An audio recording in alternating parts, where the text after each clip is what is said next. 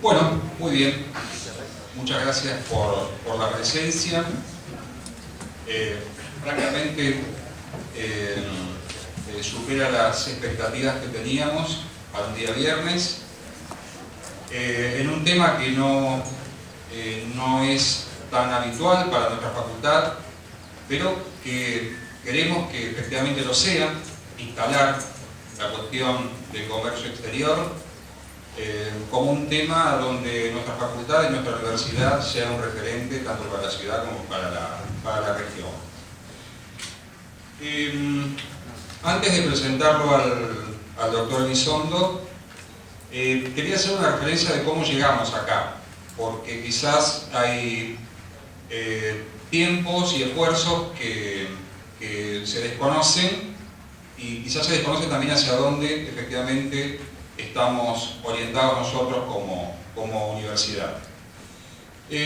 Ahora unos 8 años atrás, en el marco de carreras de posgrado que estábamos dirigiendo, surgió la posibilidad, y casualmente, no casualmente, el doctor Elizondo era el director ejecutivo de la Fundación Exportar, de integrar el comité académico de la Fundación Exportar. ¿Con qué lógica? De integrar empresas y universidades, ¿sí?, el conocimiento y el trabajo en un ámbito donde se conocieran las necesidades y las universidades pudieran aportar su conocimiento e integrarse y aportar los recursos para que se creara un círculo virtuoso entre estas dos áreas.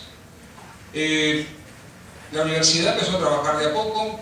Posteriormente nosotros trabajamos en algunos proyectos vinculados a capacitación que trajo la Fundación Exportar, que trajo la provincia de Buenos Aires, en el marco de lo que nosotros entendemos que es el desafío, que es generar una cultura exportadora. Cultura exportadora que no solamente tenga que ver con los estudiantes, sino también modificar la lógica de las empresas, es decir, que consideren la posibilidad del comercio exterior, de internacionalizar sus operaciones de una manera más amigable y más posible.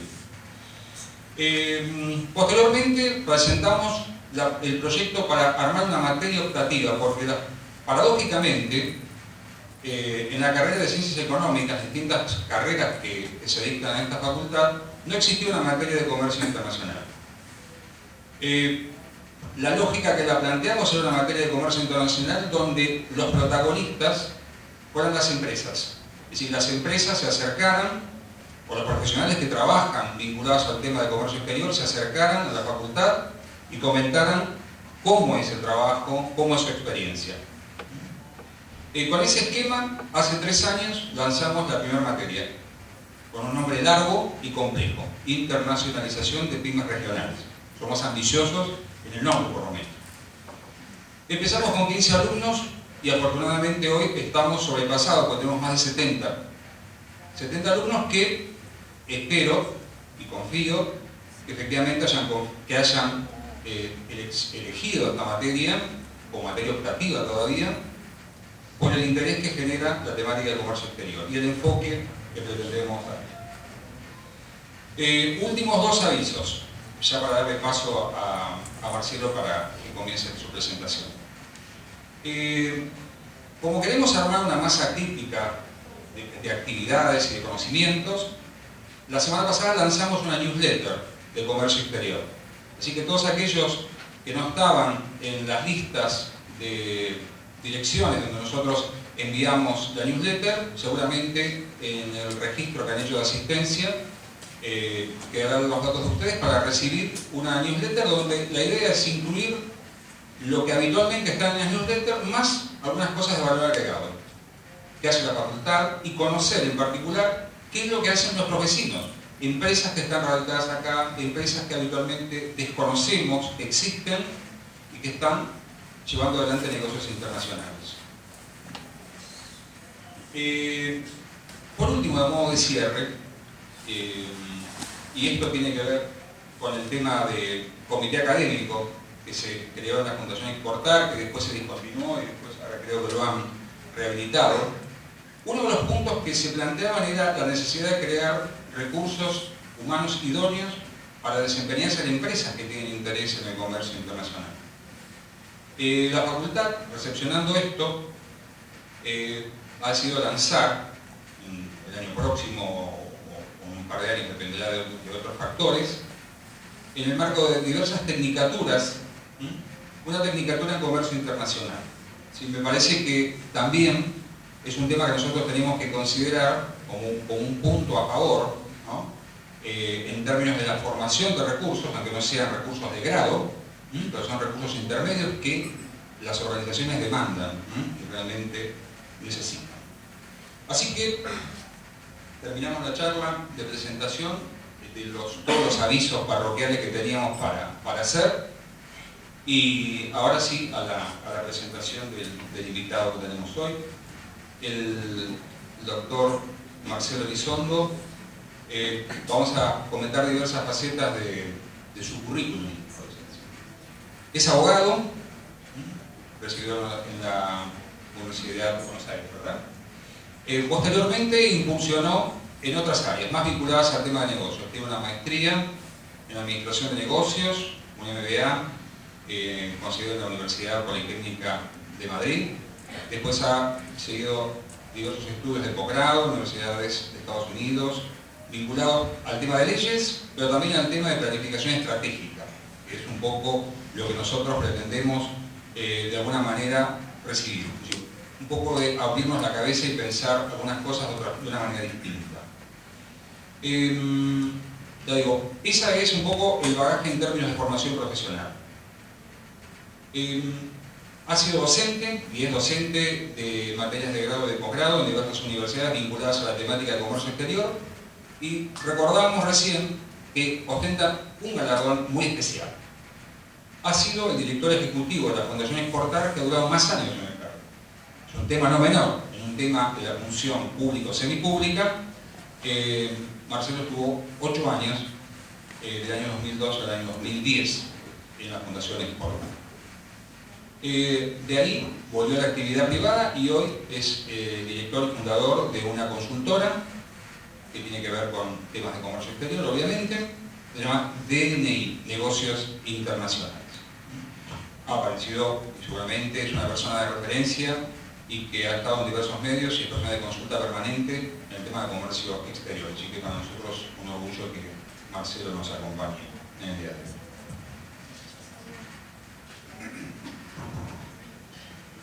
Bueno, muy buenas tardes a todos. En primer lugar quiero agradecer a la Universidad Nacional de Mar del Plata, a la Facultad de Ciencias Económicas por esta invitación que me han hecho. Yo soy una persona inquieta, por lo tanto me voy a parar porque mientras hable voy a estar caminando por acá. Es posible que mientras camine desenchufe algo, me caiga, eso suele ocurrir. Está bien que se rían ahora, no se rían después cuando ocurra, porque me voy a sentir inhibido. Quiero agradecer a la Facultad de Ciencias Económicas, a la Universidad Nacional de Mar del Plata por esta invitación que me han hecho, invitación que ha tenido un esfuerzo de logística, coordinación de agenda, de intercambio de mails y búsqueda de coordinación que afortunadamente generó resultados. Tengo que ver dónde es que no acopla. En segundo lugar, yo quiero agradecerles a ustedes por estar acá. Son muchísimos, más que lo que yo creía. Y es un viernes a la tarde, a esta hora. Es un día que más que de octubre parece de mayo. Así que les agradezco que estén por acá. En tercer lugar, quiero contarles... Tengo que encontrar el lugar donde no hace... ¿No hace acá? Porque a lo mejor acopla con este otro. Bueno, gracias. Puede que haya algún sabotaje, alguien que no quiera que yo hable y que está haciendo ruido desde allá. En algunas ocasiones tienen la lucecita esa, el láser que ponen a los arqueros en la cancha. En otras ocasiones, para lo que no vemos nada igual con láser o sin láser, hace ruido. Quiero contarles qué es lo que pretendo que conversemos con ustedes en esta tarde. Cuando me hicieron la invitación, yo pensé que... Tengo que quedarme quietito para no agarrarme. Me cuesta quedarme quieto, soy muy inquieto. Yo pensé que lo ideal es que abordáramos la cuestión del comercio internacional en 3 planos que están resumidos en estos 3 títulos que hay acá. En primer lugar, ¿qué pasa en el mundo? ¿Cuál es el contexto mundial en el cual se están desarrollando los negocios en este momento? Es un contexto que a la vez tiene 2 subtemas.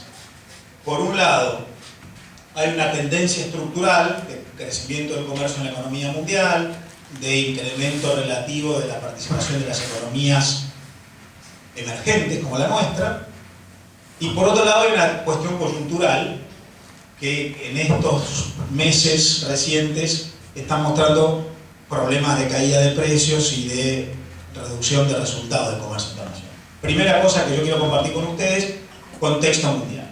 Segunda cosa, la Argentina. ¿Cómo está ahí? ¿A través de qué vehículos se relaciona con el comercio internacional?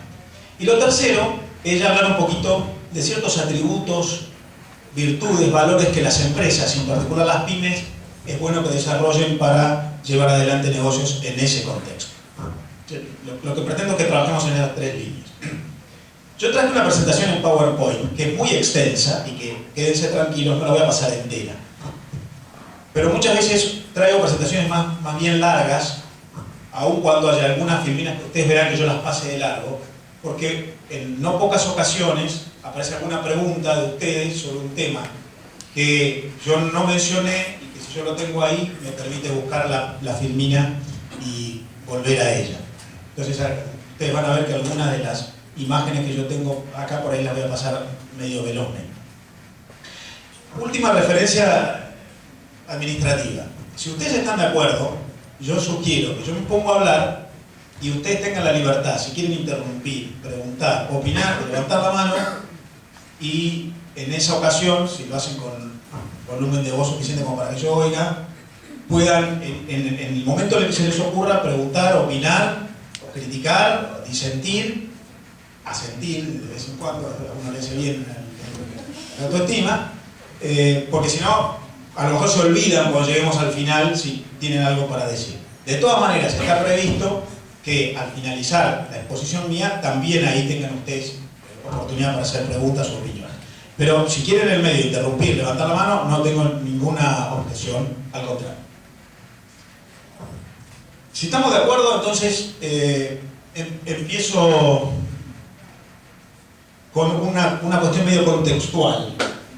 El mundo está cambiando. Yo me pongo acá, los tapo a ustedes para ver la pantalla. ¿Ven? Con los tipos grandotes tenemos el problema que tapamos las pantallas. Pero ya me he propuesto reducir, cada día reduzco un poquito algún centímetro. El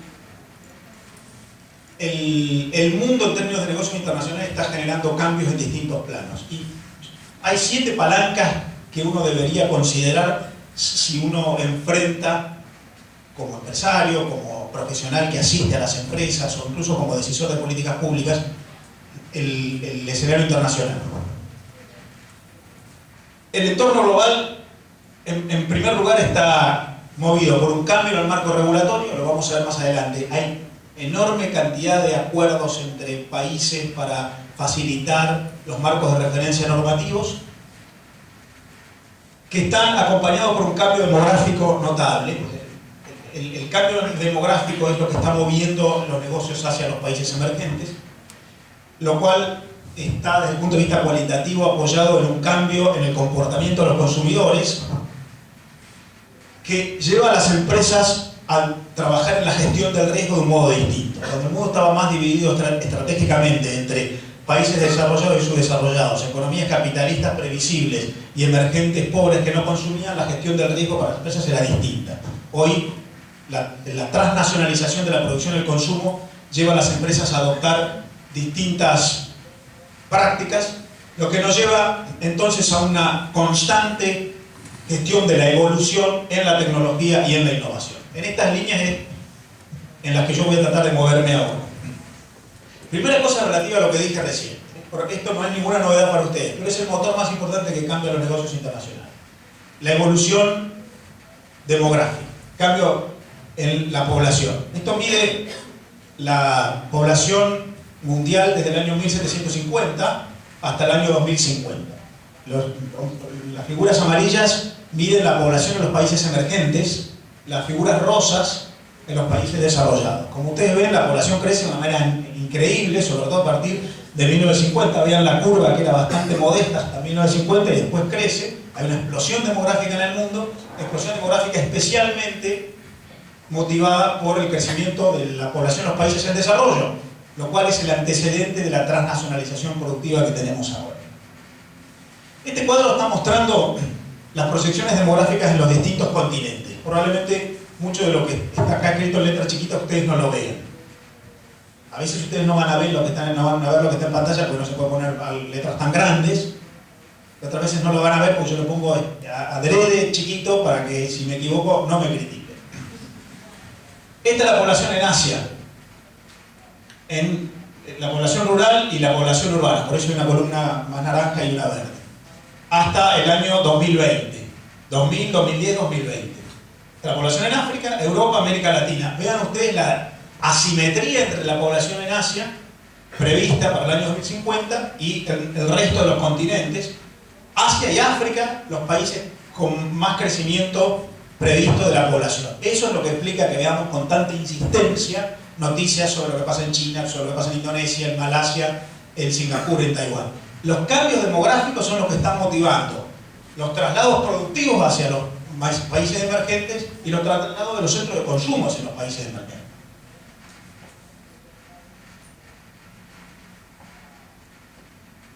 Esto no quiere decir que voy a empezar de nuevo, sino que yo tengo serios problemas con mis dedos. No saben lo que es para mí tipear las nuevas pantallas digitales de los teléfonos celulares. Yo estoy acostumbrado a las teclitas físicas de las Blackberries y el iPhone me hace que me equivoque mucho, así que...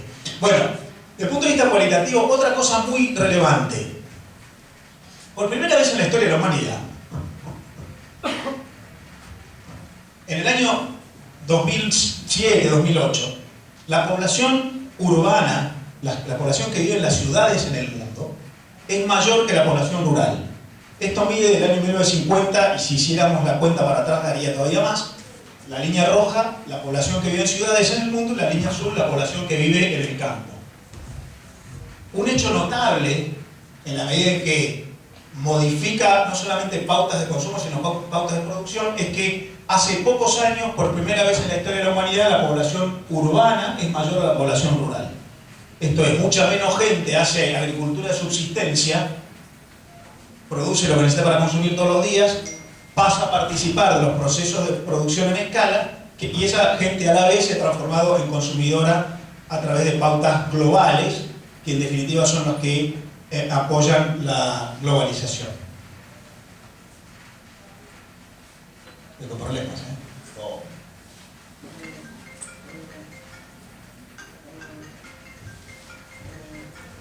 Espero que los sabotajes llegan por todas. Bueno, todo esto, lo que ha producido últimamente es un extraordinario crecimiento del comercio mundial. No solo, también ha crecido de una manera considerable la inversión internacional, las migraciones, hay muchísimo movimiento internacional explicado por lo que yo mencioné antes. Pero en términos de lo que hoy vamos a hablar, que es el comercio internacional, ustedes ven acá el crecimiento del comercio mundial, o sea, las exportaciones de todos los países del mundo desde el año 1950 hasta el año 2010. En rosa, medido en valor. En marrón, acá, medido en volumen. Como ustedes ven, el comercio internacional era casi insignificante hasta 1970. Los países no exportaban ni importaban casi nada. Eran los tiempos del famoso Made in. Todo lo que se consumía en el mundo se hacía en un mismo país. Los procesos empezaban y terminaban en ese momento. Fue en el año 1970 cuando empieza lentamente a crecer el comercio internacional, y vean que hay un enorme despegue a partir de 1990 para arriba. Explosión del comercio internacional. Lo que ustedes ven a la derecha es un gráfico que en el mismo tiempo, a partir de 1950, muestra la evolución del comercio argentino, exportaciones argentinas. Ustedes vean la coincidencia que hay entre las curvas. Impresiona. Casi es el mismo comportamiento. El comercio mundial crece a partir de los 80, despega, el argentino más o menos parecido. Lo que ha hecho la Argentina es acompañado esa tendencia en líneas generales con momentos de mayor simetría, mayor asimetría, pero la tendencia general es que la Argentina está dentro de este sistema. Y uno de los motivos por los cuales esto ocurre es que, en realidad, desde el punto de vista del consumo, además del crecimiento de la población en términos cuantitativos, lo que ha crecido como consecuencia de todo lo anterior es la proporción de la población que está explicada por la clase media. Esto mide la clase media como proporción de la población mundial, que ya supera, a partir del año 2000, el 50% de la población de la humanidad, de toda la humanidad, de la población del mundo. Esto también es la primera vez que ocurre. Por lo que estamos viendo es un cruzamiento entre tendencias objetivas, población, y tendencias subjetivas, ¿sí?, cualitativas, como la población que antes vivía en el campo ahora vive en la ciudad, la población que ahora es cada vez más parte de la clase media. Tengo una pregunta. Sí. ¿Estos datos de dónde son? Buena pregunta. Hay varias fuentes. En general, la mayoría de los datos que yo cito son de organismos multilaterales. Banco Mundial, Organización Mundial de Comercio, UNTAD, ALADI, en general son todos de organismos multilaterales. Buena pregunta. Si te interesa algún dato en particular, si quieres después yo cuando bajo les doy datos de contacto, te puedo decir cuáles son las fuentes puntuales en cada caso. Me llamaba la atención a lo largo de la serie. ¿Del comercio? ¿La anterior? O de esta de población, que son como 200 años. Pero... Bueno, sí, es muy interesante porque además, obviamente en muchos casos hay estimaciones. Ustedes piensen que esto mide la población mundial desde el año 1. Obviamente en el año 1 no había estadísticas, no estaban las autoridades midiendo, no había censos poblacionales. Por lo tanto, estos son datos de las Naciones Unidas que estiman en el año 1 la población mundial. Está claro que hay una comparación entre estimaciones de la época y datos objetivos actuales. Por lo que en muchos casos los datos son estimaciones. De todas maneras, ya que me hiciste volver a esto, ustedes vean qué interesante cómo la población mundial, este es el año 1, el año del nacimiento de Jesucristo, año de inicio de nuestra era. Ustedes vean cómo la estimación es que la población mundial, este es el año 200, 400, 600, 800, 1000, 1200, 1400, 1600, hasta 1800, no tanto en la historia de la humanidad, la evolución de la población no era tan significativa.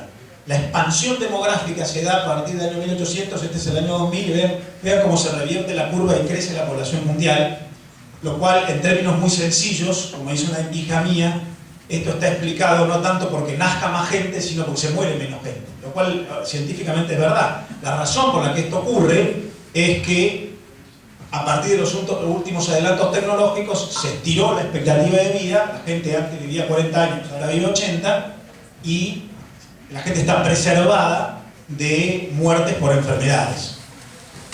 Tengo un amigo, dueño de un estudio contable muy importante de Buenos Aires, que cada vez que hablamos de esto dice: yo soy católico, dice él, y creo en el matrimonio indisoluble. El único problema es que el matrimonio indisoluble se inventó acá cuando el hombre vivía 40 años. Y ahora el hombre vive 80. Estas son estimaciones de las Naciones Unidas.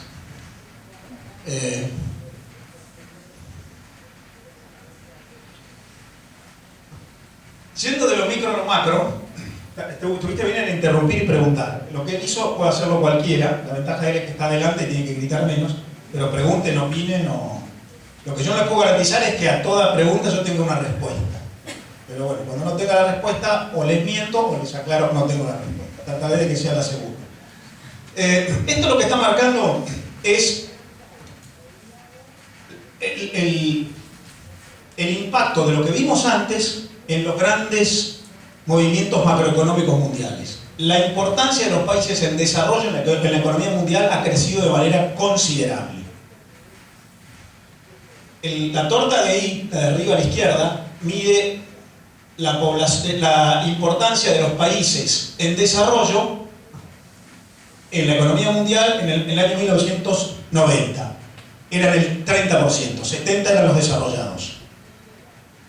Y acá tenemos la previsión para el año 2016, cuando es prácticamente mitad y mitad. La importancia en la economía mundial de los emergentes y los desarrollados, o los en desarrollo y los desarrollados, ha crecido al punto de que hoy la mitad de la economía mundial está en manos de los países emergentes como los nuestros, lo cual, como vamos a ver después, genera enormes cambios en la motorización del comercio internacional. De 70-30 a favor de los desarrollados a 50 y 50. Lo cual me lleva a mí a hacer una conclusión o una evaluación, que es una opinión, mera opinión. Uno tiene que aclarar, más cuando está en la universidad, cuando hace ciencia y cuando es opinión.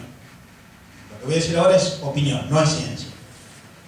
Cuando empezó esto de la globalización, para los que tenemos unos años ya, todos creíamos que la globalización era un proceso que iba a terminar beneficiando a los países centrales. Es más, hubo célebres teorías científicas que decían la globalización en realidad es una conspiración de los países centrales para acumular poder. La evidencia empírica indica que la globalización terminó beneficiando a los países emergentes o periféricos, que adquirieron una importancia relativa mayor en la economía mundial que la que tenían antes. Después ustedes me dirán si les parece que eso mejora o empeora la calidad de la vida, pero en términos cuantitativos se muestra ahí. Bueno, yo tengo acá varios datos que lo que están mostrando es la importancia relativa creciente de los países emergentes en el comercio mundial. Voy a pasar rápido para no atrasarnos. Todo esto lo que está generando además es un hecho inédito en la historia de la humanidad, que es que la participación del comercio mundial en el Producto Bruto Mundial ha adquirido una dimensión nunca antes alcanzada. En el año 2010, acá dice la previsión, es que, esto porque es viejo, en realidad eso se alcanzó, y en el año 2015 es igual, la economía mundial exporta el 40% de lo que produce. Hoy la economía mundial exporta el 40% de lo que produce, mientras en el año 2008 exportaba menos del 30% o en el año 80 exportaba menos del 20%. Esto tiene que ver con estos procesos de transnacionalización, por los cuales en las cadenas de valor se van ensamblando etapas de producción más allá de las fronteras. El crecimiento del comercio mundial tiene más que ver con la exportación de insumos o de bienes intermedios que con la exportación de bienes finales y con la transnacionalización de la producción. Voy a pasar rápido algunas cosas, así nos vamos metiendo en la segunda y después en la tercera parte. Una breve referencia a una consecuencia de lo que dije antes. Esto lo dice la UNCTAD. ¿Cómo se desarrolla el comercio mundial hoy?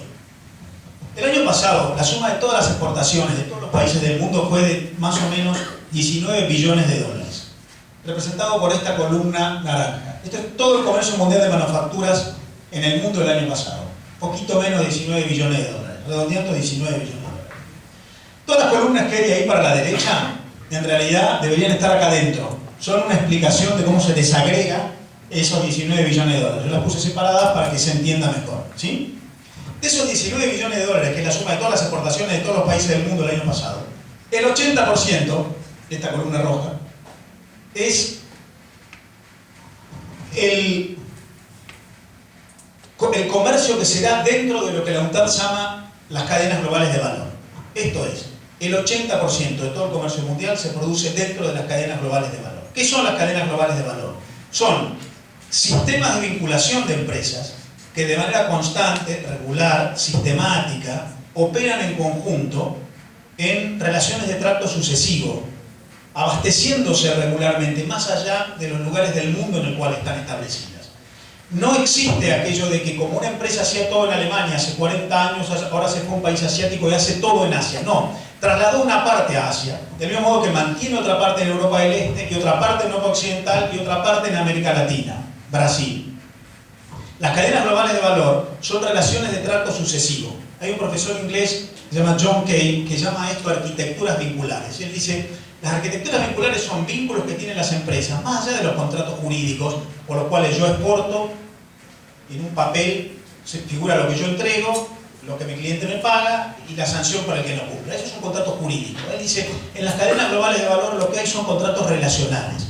contratos de trato sucesivos por los cuales las empresas operan, toman decisiones en base a criterios comunes, aunque las empresas sean distintas, operan en distintos lugares, porque están detrás de un mismo proceso productivo. El 80% del comercio mundial se da dentro de las cadenas globales de valor. Por lo cual, el modo de insertarse en el comercio internacional es estableciendo este tipo de vínculos dentro de las cadenas globales de valor.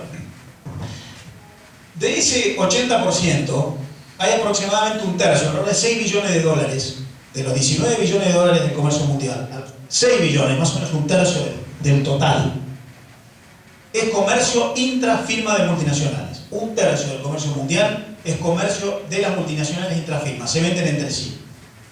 Ahora, otro tercio, alrededor de otros 6 billones de dólares, está explicado por lo que los proveedores de esas cadenas globales de valor, que no son las multinacionales, aportan. Y ahí es donde yo creo que hay una enorme oportunidad para países como nosotros. Un tercio del comercio mundial está explicado por lo que, sobre todo empresas medianas y pequeñas, aportan a las cadenas globales de valor en la medida que se insertan en estos procesos de producción sistémica explicados por las cadenas de valor. Este es un ejemplo de una cadena de valor sobre el cual voy a pasar rápidamente.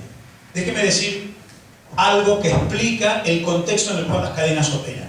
Una reacción que han tenido las políticas públicas para administrar el entorno de negocios de las cadenas de valor es la generación de cada vez más acuerdos de integración económica que ocurren en el mundo. Acuerdos de libre comercio, de preferencias arancelarias, de complementación económica. Esta es la cantidad de acuerdos entre países de libre comercio, complementación económica, preferencias arancelarias, protección de inversiones y demás, que han ido firmándose desde el año 1970 en adelante. Esto es lustro por lustro. Vean ustedes cómo en la medida que avanza el tiempo se firman cada vez más acuerdos. Habrán visto ustedes recientemente la firma del acuerdo que se llama TPP entre Estados Unidos, Canadá, México, Perú, Chile, Australia, Nueva Zelanda y algunos países asiáticos, no China.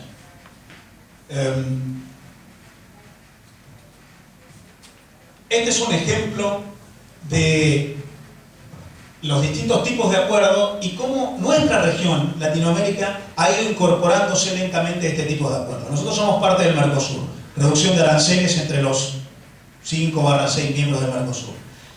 Los países andinos de América Latina en realidad han ido generando acuerdos un poco más osados que el Mercosur. No solamente de reducción de aranceles, sino de armonización regulatoria. La nueva tendencia en materia de acuerdos internacionales no es solo de reducción de aranceles al estilo Mercosur, arancel cero entre Argentina, Brasil, Uruguay, Paraguay, sino, más allá, la armonización de normas en base a las cuales se produce la producción y el comercio.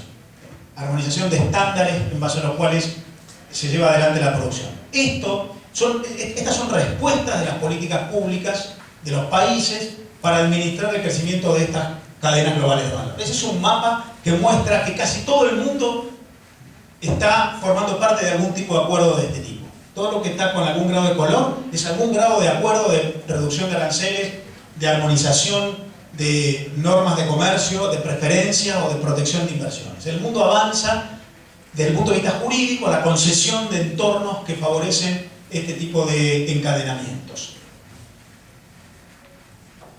Hay en este momento 4 grandes procesos de integración en el mundo. El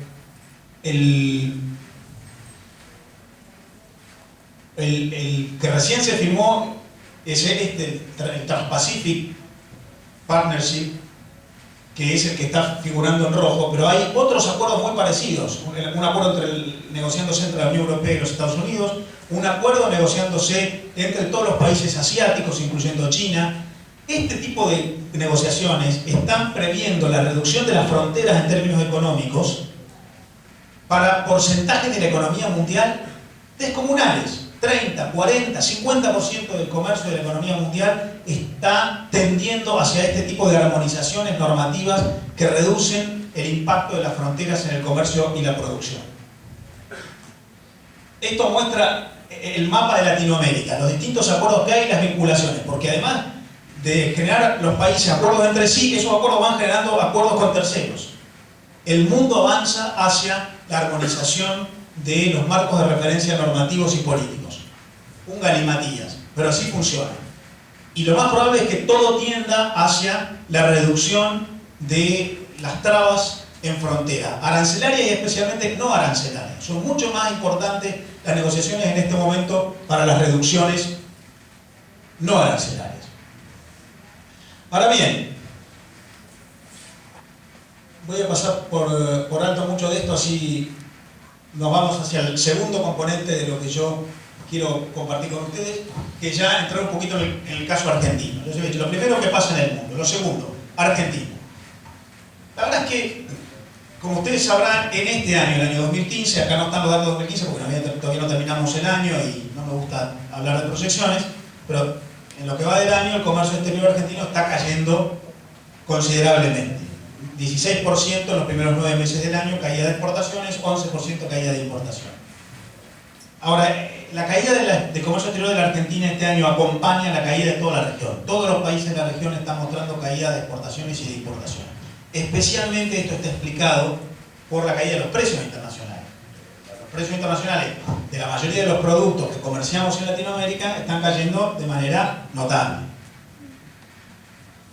Si nosotros nos desprendemos de esta tendencia actual y vamos al número del año pasado, cuando la Argentina llegó a exportar a casi 72.000 millones de dólares,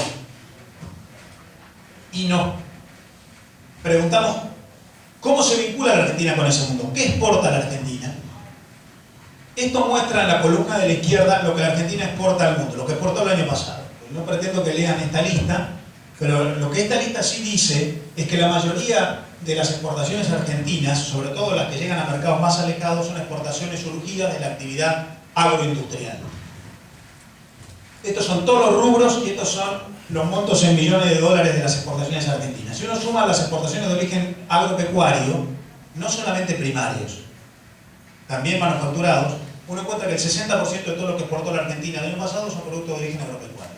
Ojo, el principal componente de eso son los alimentos elaborados. Si ustedes miran acá, ¿cuál es el rubro en el cual la Argentina exportó más el año pasado? Es el cuarto renglón que dice productos alimenticios, que exportó 17.213 millones de dólares el año pasado. Y ese es el rubro en el cual la Argentina más exportó el año pasado. Productos alimenticios son productos manufacturados alimenticios, industrializados. Están las pastas, las golosinas, los vinos o los jugos concentrados. Después están los productos primarios. Todo el complejo, más manufacturado, menos, explica en la Argentina el 60%. Principal rubro tras el cual la Argentina se vincula con el mundo, origen agropecuario, agroalimentos. Después hay otros rubros industriales más tradicionales. De todos los industriales, el más importante es el sector automotriz, con casi 10.000 millones de dólares, con la diferencia de que los productos de origen agropecuario van a todo el mundo, a China, a la India, al norte de África. En cambio, los productos industriales específicamente van a Latinoamérica. El 50% de los productos, de todos los productos industriales que exporta la Argentina, van a Brasil. Del sector de las exportaciones, no pretendo pelear esto. Pero esto muestra una cosa muy interesante en relación al perfil de la vinculación de Argentina con el mundo. Este es un cuadro que hace la CEPAL, que exhibe acá las exportaciones de bienes de todos los países de Latinoamérica y acá las exportaciones de servicios. En general, las estadísticas de nuestro país no incluyen las exportaciones de servicios ni las importaciones de servicios dentro de las estadísticas de comercio exterior. La Argentina se ha convertido en un muy relevante exportador de servicios. Las exportaciones de servicios son más de 10.000 millones de dólares por año. De hecho, si ustedes miran esa lista, van a descubrir que en materia de exportaciones de bienes físicos, la Argentina es solo el quinto principal exportador de la región. Exportan más que nosotros en bienes físicos, México, Brasil, Venezuela y Chile. El año pasado nos pasó, somos el quinto. Pero si miramos las exportaciones de servicios, servicios profesionales, servicios culturales, contenido de internet, turismo, nosotros somos el tercer principal exportador de la región. De modo que en nuestra relación con el resto de la región, en nuestra importancia relativa es mayor en los servicios que en los bienes físicos, lo cual nos pone, así como los bienes físicos, en una posición estratégica favorable en materia de agroindustria, también en una posición favorable en la región en materia de comercio de servicios.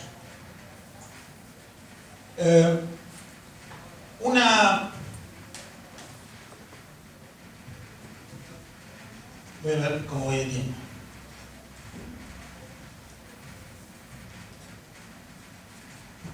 Yo cuando estudié en España tenía un profesor que era sumamente aburrido. Ustedes vieron que los españoles tienen un estilo monocorde, parece que no respiran cuando hablan y no le agregan ningún canto a la palabra.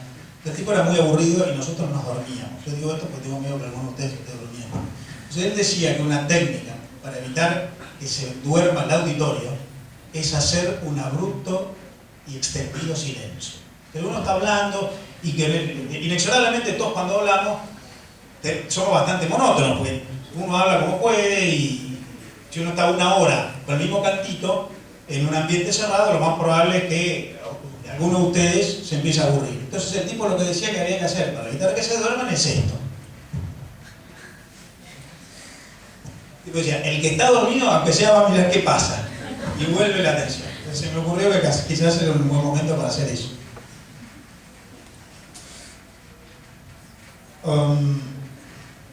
No estoy diciendo que alguno de ustedes se haya dormido.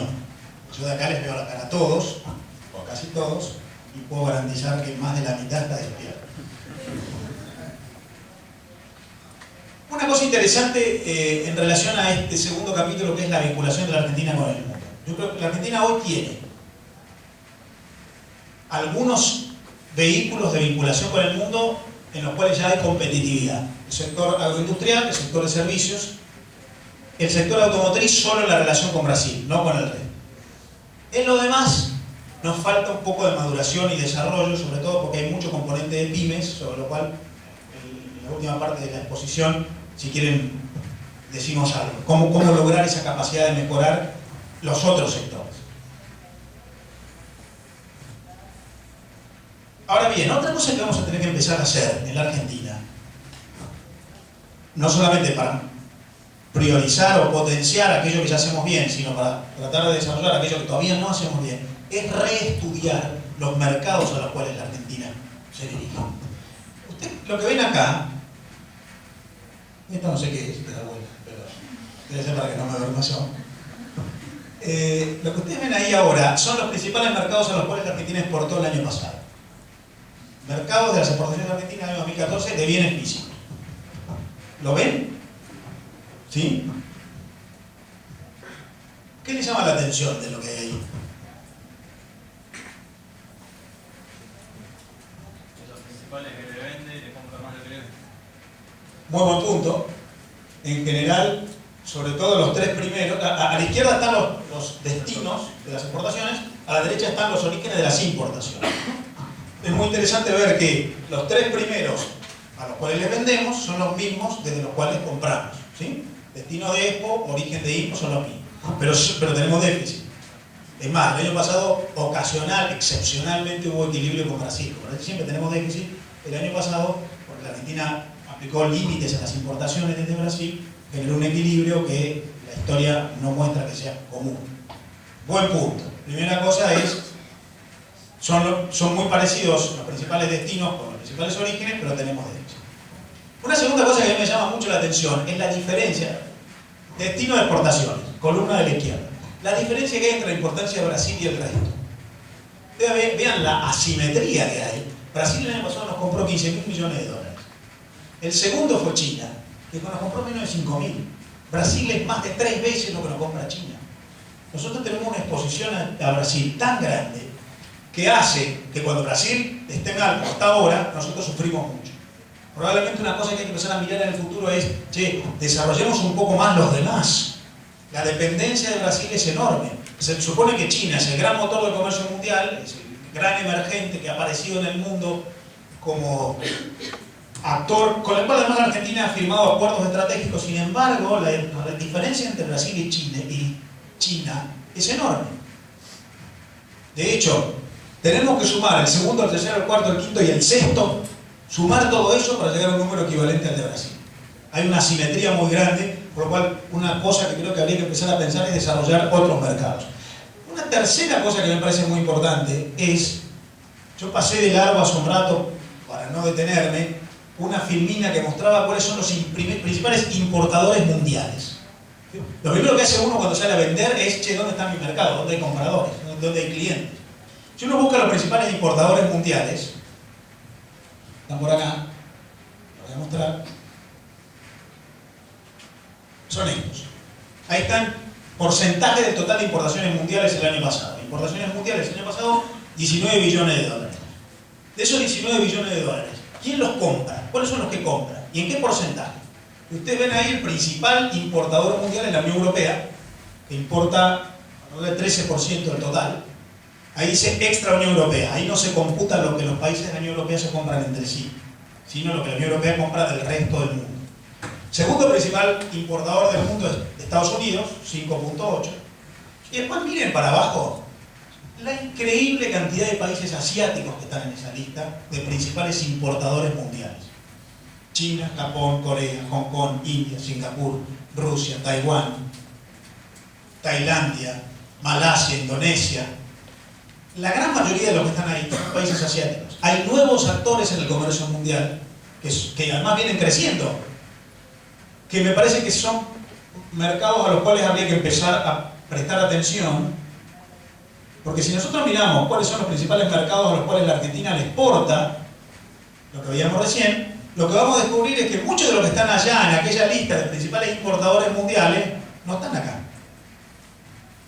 Sea porque queremos, sea porque ocurra, si yo me pusiera a pensar, che, comercio exterior de la Argentina en los próximos 5 años, seguramente van a empezar a aparecer acá. En esta lista, muchos de los que estaban en aquella lista que acá no están. Me parece que un reenfoque de mercados es medio inexorable. De hecho, si nosotros vemos en los últimos 4 o 5 años, ¿a dónde han crecido las exportaciones argentinas? ¿Hacia dónde? Años en los cuales las exportaciones en general han decrecido. Desde el año 2011 hasta acá, las exportaciones argentinas cayeron. De 84.000 millones en el año 2011 a 72.000 millones el año pasado. Y este año todavía van a caer más, 60.000 millones.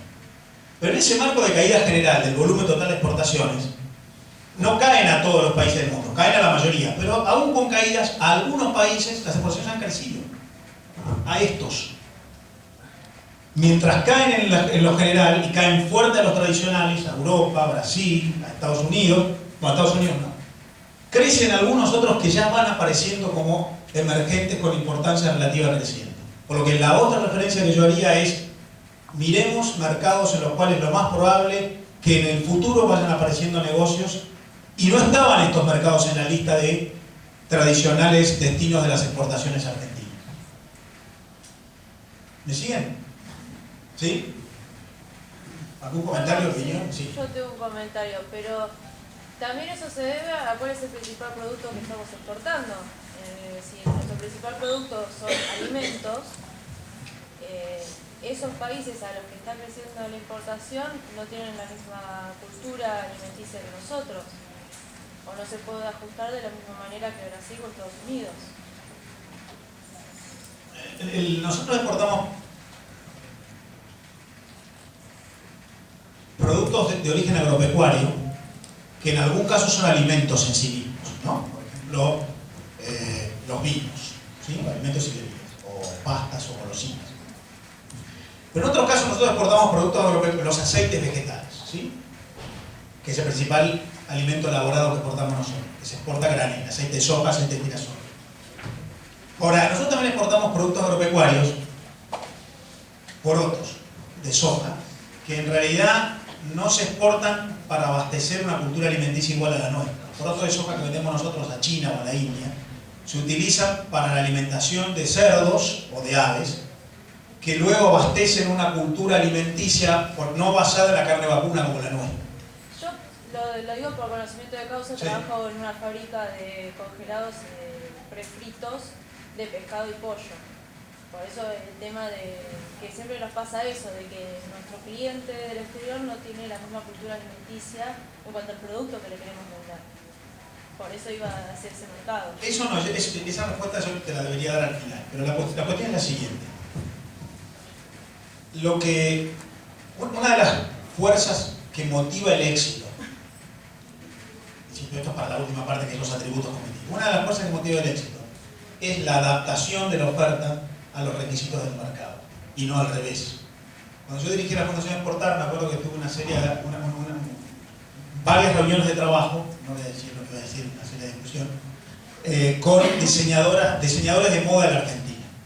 Porque nosotros habíamos descubierto que en San Pablo había una cantidad de oportunidades enormes para el los diseñadores de moda argentinos. Los diseñadores textiles argentinos no tienen escala, no tienen volumen, tienen enormes dificultades para adaptar los costos logísticos, el armado de operaciones de comercio internacional, pero tienen mucha creatividad, mucho talento, y el diseño argentino es reconocido. El problema era que ellos me decían, es que si yo voy a Brasil, yo me encuentro con que la calidad en términos de tipo de diseño requerido de Brasil es distinto que el argentino. Culturalmente la demanda en Brasil es distinta que la Argentina. Lo que nosotros decíamos es, pues entonces, si uno quiere ser exportador, lo que tiene que hacer es adaptarse al mercado. Si el comercio exterior no funciona pushing, funciona pulling, no funciona yo llevo lo mío y que me lo compren, sino relevo la demanda y me adapto en consecuencia. Esto no quiere decir que uno tenga que adaptar todo. En realidad, lo que decíamos al principio de la globalización y la estandarización de patrones ha hecho que en el mundo se consuma de todo, ¿sí? También la comida peruana está en todo el mundo y también hay restaurantes argentinos en todo el mundo. Pero lo más probable es que cuando uno se encuentra con esa diferencia, esa brecha entre el tipo de producto y lo que la demanda pide, la única manera de tener éxito es adaptar el producto a la demanda, porque lo otro va a ser muy complicado. Y esto existe no solamente para el perfil de producto, sino para algo mucho más complicado todavía, que es la creciente exigencia en términos de estándares de calidad, de normas privadas, no las públicas, normas sanitarias, normas de seguridad, normas ambientales, normas laborales, estándares que los mercados exigen cada vez más. Los niveles de exigencia de estándares privados de las cadenas en las cuales uno puede vender son incluso más altos hoy que los niveles de exigencia de estándares legales, públicos, lo cual nos pone ante una encrucijada. Yo estoy ya anticipando algo que debería decir lo que voy a decir ahora, que es la última parte, la parte micro, cómo las empresas tienen que adaptar a esto. ¿Qué es? El comercio internacional es pooling, no es pushing. Detecto la oportunidad y reacciono ante ella.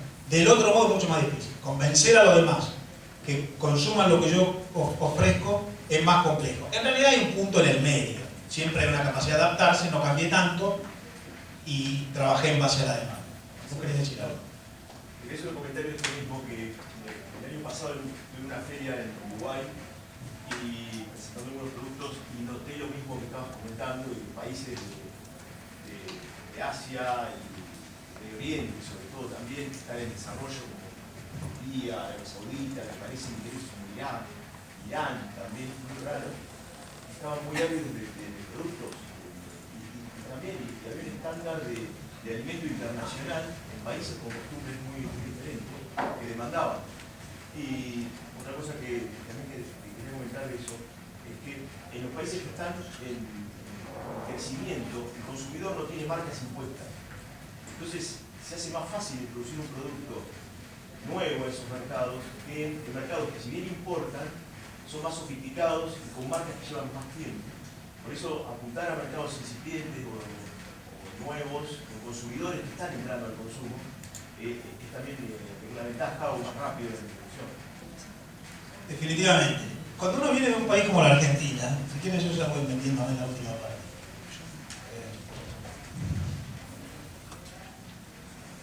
De todas maneras, no me meto en la última parte.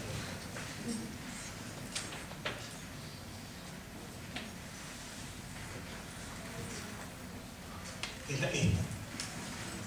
Ahora como estamos en tiempo, 8 y 5. Conste que yo soy hincha de Boca, estoy acá y no estoy viendo el partido. Ustedes valoren el triple mi presencia. Yo solamente no estoy viendo el partido, sino que no estoy preocupándome por cómo va y no estoy mirando el teléfono. ¿Eh? ¿Cómo va? Bueno, ¿algún otro que quiera seguir hablando?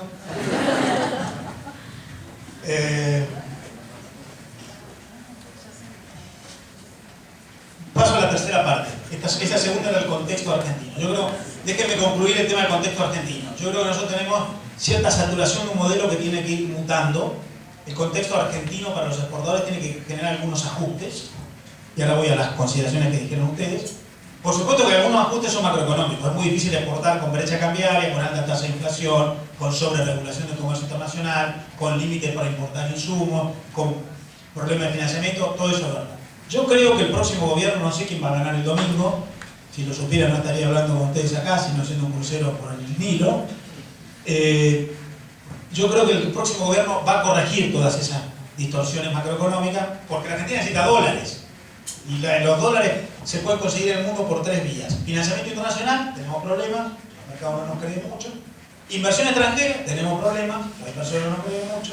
Comercio internacional, a donde sí tenemos cosas para ofrecer al mundo. Yo creo que si nosotros recuperamos capacidad de exportación, vamos a conseguir esos dólares que hoy nos están faltando y sobre los cuales estamos preocupados. Caen las reservas, el blue, el contado con liqui. Yo creo que por convicción o por necesidad, el próximo gobierno, sea quien fuere que gane, va a hacer algunas correcciones para generar un entorno de negocios mejor para los exportadores. Y eso probablemente lleve adelante una mejora en las políticas de inserción económica internacional. Les advierto, yo creo que la Argentina va a empezar a acompañar estas tendencias de negociaciones económicas internacionales que hemos estado viendo últimamente. Brasil dice hay que hacer el acuerdo Mercosur-Unión Europea, o hay que acercarse hacia la Alianza del Pacífico. Nuestros vecinos andinos forman parte del Trans-Pacific Partnership. Ese tipo de acuerdos, Tratado de Libre Comercio, Acuerdo de Preferencias Arancelarias, Tratado de Protección de Inversiones, de Complementación Económica, yo creo que van a avanzar un poco más. Porque en ese contexto se desarrolla el mundo. Miren, déjenme decirles esta última cosa como para terminar la referencia del entorno argentino y vamos a las cuestiones micro. Este cuadro marca la cantidad de... Ese no soy yo, por fin una vez que no es para mí. Vamos. La cantidad de acuerdos de inserción, de integración, de armonización de normas o de reducción de aranceles que tienen los países de nuestra región. Ustedes vean, las empresas chilenas acceden a casi 60 mercados a través de acuerdos de complementación económica, libre comercio, reducción de aranceles, protección de inversiones, casi 60. Las mexicanas 50, las colombianas 35 y todo lo que está a la derecha es uno del Mercosur. El Mercosur ha operado como una ampliación de mercados para nosotros, pero todavía no actuó como puente del Mercosur hacia terceros. Esto es lo que están viendo los brasileños cuando dicen quiero acordar con la Unión Europea o con la Alianza del Pacífico, o los uruguayos que están diciendo si la Argentina sigue resistiéndose voy a ir solo. Bueno, yo creo que esto es otra cosa que va a ocurrir como para modificar el entorno de negocios del comercio internacional. Entonces, para terminar esta segunda parte sobre la Argentina, el próximo gobierno va a corregir las dificultades macroeconómicas, por lo menos es lo que yo creo que va a ocurrir, si no por convicción, por necesidad, y probablemente ponga en marcha el Mercosur. La Argentina es parte del Mercosur, no individualmente, y probablemente la Argentina lo haga porque el Mercosur la arrastra a hacerlo, y no tanto por liderazgo estratégico, pero el Mercosur va hacia reducir esta brecha en términos de eliminar dificultades de integración económica. Eso es lo que quiero decirles para terminar este segundo capítulo. ¿Vos me querés decir algo? Yo quería preguntar sobre las SCAI. Ahora en diciembre, ¿qué va a pasar? ¿O qué usted opina que va a pasar? ¿Cómo va Boca? No, porque no sale. Bueno, te digo eso y paso a la tercera parte. Que ya la voy a dejar acá en pista. Es esta. Bueno, a ver, ¿qué pasa con el comercio exterior argentino? La Argentina exportaba 84.000 millones de dólares en el año 2011, a partir de ese año cada vez exportó menos. Este año va a exportar 60.000 millones de dólares, son 24.000 menos que en aquel momento. Es más, quizás exporta un poquito menos que 60.000. La Argentina ha venido reduciendo sus exportaciones. Al principio del 2011 para acá, lo hizo por problemas domésticos. Sobre todo la inflación y la diferencia entre la tasa de inflación y la tasa de ajuste cambiario. Vos tenías una inflación en dólares que hizo que muchos tuvieran dificultades de competitividad. Últimamente ya los problemas son exógenos, ya no son endógenos. Brasil devalúa, recesión, China desacelera, precios caen, exportar menos. Como la Argentina exporta menos y como no accede a dólares por las otras dos vías que yo les conté que uno puede acceder a dólares, que son inversión internacional. El año pasado la Argentina recibió solo 6.000 millones de dólares de inversión extranjera directa. 6.000 millones. Brasil recibió 65.000. Chile recibió 22.000. Nosotros 6.000. No recibimos inversión extranjera. ¿Por qué no recibimos inversión extranjera? Bueno, porque por todo lo que sabemos, porque todavía no está resuelto holdouts, porque tenemos problemas en el CIADI. Tampoco yo estoy diciendo que debamos recibir, lo que digo es que, explico por qué no tenemos dólares. Después si quieren discutimos si está bueno o no, pero objetivamente no tenemos dólares porque no recibimos mucha inversión extranjera, no tenemos dólares porque no accedemos a financiamiento internacional y perdimos el acceso a dólares comerciales porque exportábamos 84.000 y ahora exportamos 60.000. Como yo les mostré antes, la Argentina no puede no importar. Entonces los dólares siguen saliendo porque si no importa, lo que hace es le quita capacidad de actuación al sistema productivo. La Argentina importa lo que necesita para producir. No es verdad que la Argentina importa paragüitas chinos o juguetes de Pakistán. Algo de eso hay. Pero el 85% de lo que importa en la Argentina son máquinas de aparatos, piezas y partes, energía, bienes intermedios que son insumos. ¿Qué pasó en el año 2011? Empezamos a limitar importaciones, primero licencias automáticas, después de CAI, y la Argentina tuvo una economía que ya no creció como venía creciendo antes. Limitar importaciones afectó el nivel de actividad. ¿Cómo limita importaciones? A través de distintos instrumentos. Uno de ellos son las DECAIS. Como acaba de ser el presidente de Estados Unidos, ahora me voy a poner en funcionario. A la cámara la estoy volviendo loca, no puedo seguir. Estoy acá.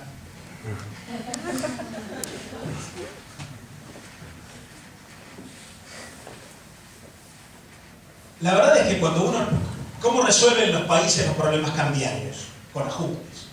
Cuando uno no tiene dólares, tiene dos maneras de corregir básicos: precio o cantidad. O yo subo el precio del dólar, tengo escasez, o restringo por cantidad, te doy menos dólares. Eso es lo que está ocurriendo hoy. Te doy menos dólares comerciales, entonces no puedes importar. La principal razón, el principal instrumento han sido las DECAIS. No el único. Hoy también puedes tener una DECAI, pero el Banco Central puede no darte los dólares para pagar la importación. Como ustedes saben, estas prácticas de las DECAIS han sido objetadas por la comunidad internacional ante la Organización Mundial de Comercio. La Organización Mundial de Comercio es una asociación de 160 países, dentro de los cuales está la Argentina es miembro fundador. Es un acuerdo internacional que regula las prácticas comerciales entre los países. Uno se somete, cuando forma parte de la Organización Mundial de Comercio, a respetar determinadas normas del comercio internacional. La OMC tiene un organismo de solución de controversias y la Argentina fue denunciada ante la OMC por este tipo de límites a las importaciones. ¿Quiénes nos denunciaron? Los que nos vendían y empezaron a vendernos menos. Sobre todo la Unión Europea, Estados Unidos y Japón. Ahí tenés 20 y pico de países que además representan más de la mitad de la economía mundial. Después se fueron sumando en el proceso jurisdiccional ante la OMC otros países que fueron incorporándose diciendo a mí me pasa lo mismo. La OMC condenó a la Argentina por estas prácticas restrictivas del comercio, no acusándola de proteccionista, esa es una simplificación, sino acusándola de utilizar instrumentos de administración de comercio que no están previstos por la OMC. La OMC te permite limitar importaciones por aranceles, por licencias automáticas o automáticas, por salvaguardias, por antidumpings, por cuotas, pero la Argentina utilizó las DECAIS. Entonces, ¿qué pasó? Después de todo ese proceso, el año pasado, en primera instancia en agosto y este año en enero, en segunda instancia, la OMC resolvió que las DECAIS son ilegales y que la Argentina las debe desmantelar. No puede seguir utilizando las DECAIS como instrumento de límite de las importaciones. Entonces la Argentina acordó con sus principales denunciantes, la Unión Europea, Japón y los Estados Unidos, que a partir del 31 de diciembre de este año no va a utilizar más las DECAIS como instrumento de regulación de las importaciones. Hasta ahí vamos en lo que vos, la pregunta que me haces. Todavía no te contesté nada. ¿Qué va a pasar? La verdad es que la primera respuesta es no sé, porque no sabemos quién va a gobernar el 31 de diciembre. Dentro de un poquito más de un mes va a haber un nuevo gobierno y quizás cambien las autoridades de aplicación. Lo que debe ocurrir es que la Argentina no puede usar más las DECAIS porque la OMC se lo obliga. ¿Qué pasaría si la Argentina siguiera usando las DECAIS cuando ha sido condenada porque las DECAIS son ilegales? Se somete a que seamos víctimas de retaliaciones, que son sanciones que esos países que son víctimas de las DECAIS podrían aplicar a nuestras exportaciones hacia esos países. La Unión Europea, los Estados Unidos o Japón, que han ganado el juicio, si nosotros no desmantelamos las DECAIS cumpliendo la sentencia, podrían decir, bueno, entonces yo limito el acceso de productos argentinos a mis mercados como retaliación. Esas son las sanciones que la OMC permite que sean aplicadas a un país que no cumple con una sanción. Por lo tanto, tenés que dejar de aplicar DECAIS, porque si no puede ser más caro la obstrucción al acceso de tus productos a esos mercados. Yo qué va a pasar no sé, pero yo te digo lo que yo supongo que va a pasar. Te lo digo la semana que viene. Primera cosa, la Argentina tiene un problema serio cambiario, no tiene dólares.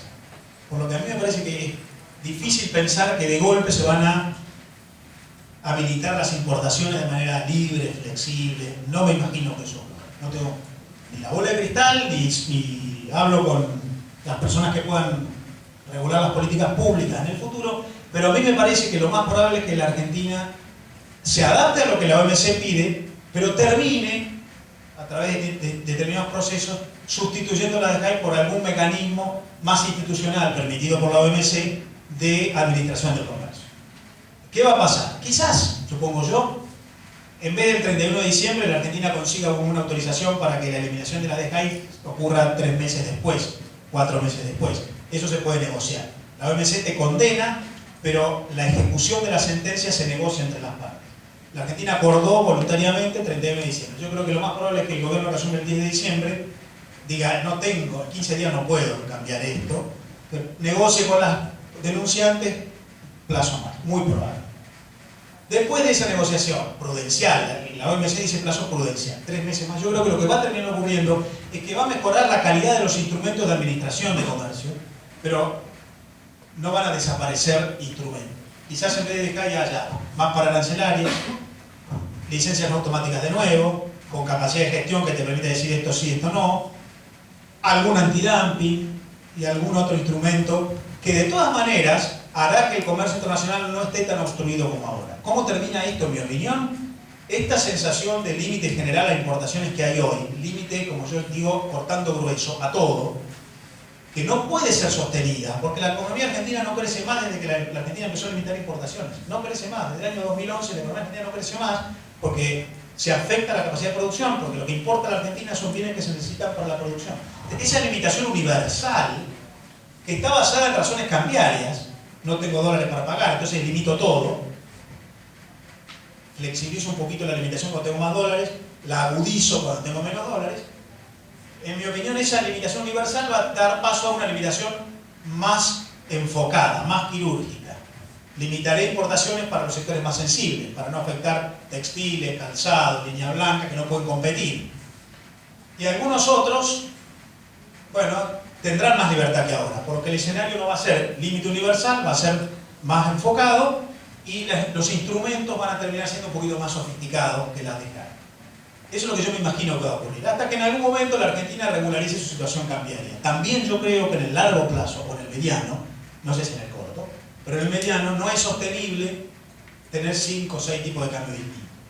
El oficial, el blue, el ahorro, el tarjeta, el contado con liqui, o el tipo de cambio que te dan en Montevideo cuando vas con pesos y te dicen que querés comprar dólares en Montevideo con pesos, vale 20. No se puede tener tanto tipo de cambio, porque eso también es un obstáculo muy serio para el cálculo económico que tiene que hacer cualquier actor del comercio internacional. Yo creo que en el mediano y largo plazo también la política cambiaria va a operar como, estoy tratando de usar una palabra que no sea muy explosiva, pero como limitante de importaciones. Hoy la verdad es que las importaciones están favorecidas porque hay una tasa cambiaria. ¿Qué va a pasar? Yo creo que va a pasar eso. ¿Está bien la pregunta? No te puedo contestar más porque no sé ni siquiera quién va a ser secretario de Comercio dentro de 6 meses. No. Si supiéramos y lo hubiéramos escuchado, tendríamos una capacidad de respuesta mayor. ¿Sí?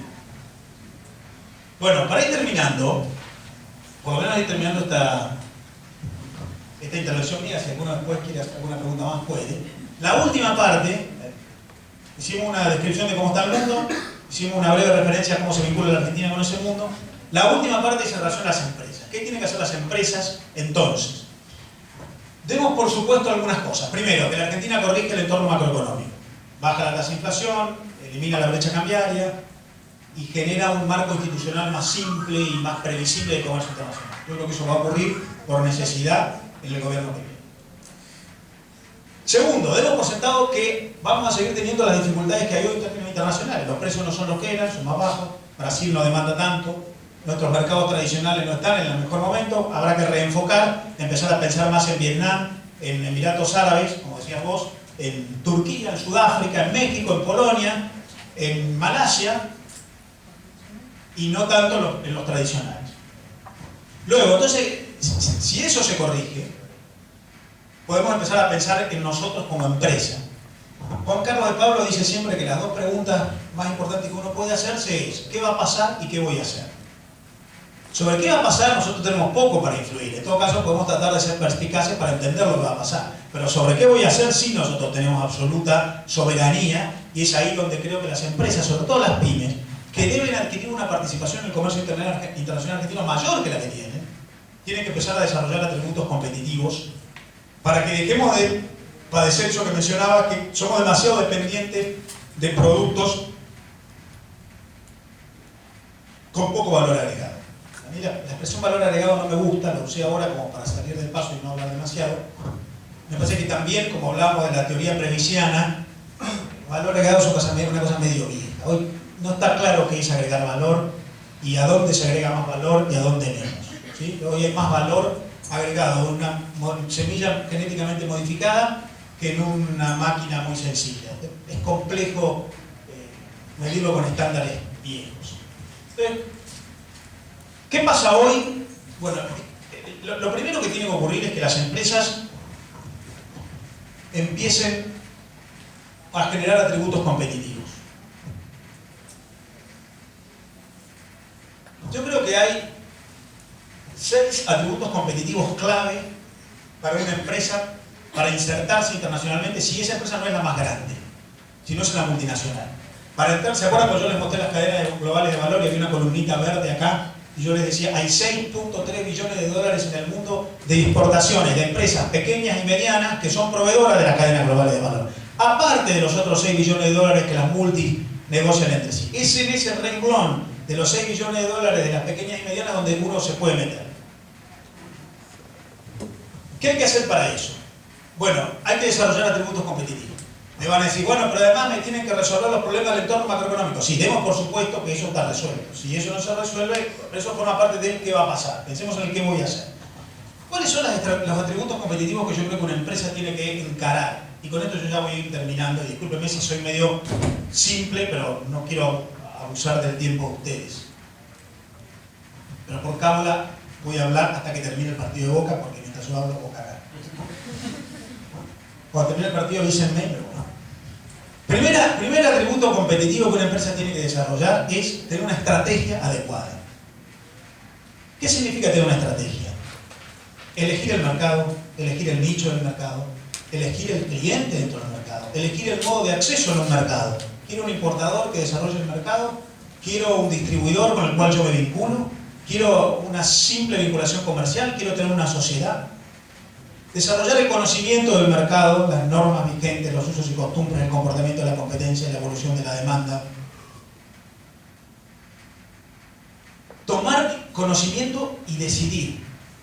A mí me gusta, para hablar de estrategia, utilizar una expresión de un teórico de la guerra, Karl von Clausewitz, que dice que la diferencia entre la táctica y la estrategia es que mientras la táctica es el conjunto de decisiones que tomamos mientras actuamos, la estrategia es el conjunto de decisiones que tomamos antes de actuar. Hay un profesor argentino que se llama Mariano Bernardes, hace muchos años que trabaja en los Estados Unidos, que dice: el planeamiento estratégico siempre empieza dando un paso hacia atrás. La estrategia es decidir antes. ¿A qué mercado quiero ir? ¿Para qué? ¿Qué oportunidad encontré? No, mira, yo voy a ir a ese mercado porque tengo un amigo que podría ser el distribuidor mío. Esa no es una razón estratégica. No, yo voy a vender cerámicos en Italia porque mi familia es italiana, mi abuelo hacía cerámicos cuando vivía allá y le iba bien. Esa no es una razón estratégica. Yo voy a vender en Brasil porque resulta que la apreciación cambiaria en Brasil hace que mi producto ahora sea barato. Esa no es una razón estratégica.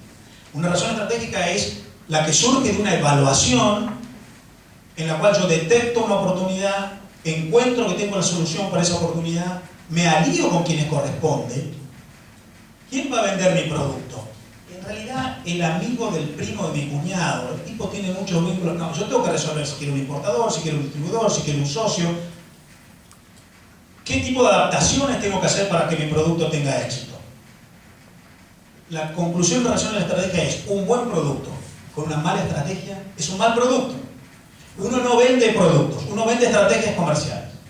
Por lo tanto, si uno no tomó la decisión de manera acertada, puede que no tenga éxito. Hay enorme cantidad de casos de productos que tuvieron fracasos por errores estratégicos, aun cuando los productos eran buenos.